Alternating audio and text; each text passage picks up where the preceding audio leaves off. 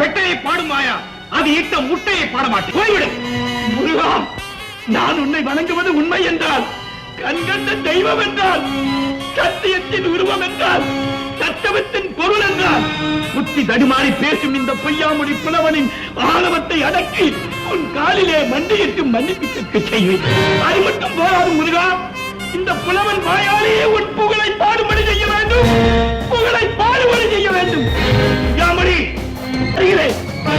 உம்மிடம் வேறு எந்த செல்வமும் இல்லையா? ஏனில்லை, சுமான கல்வி செல்வம் என்னிடம் நிறைய இருக்கிறது. ஓஹோ, புலவரோ?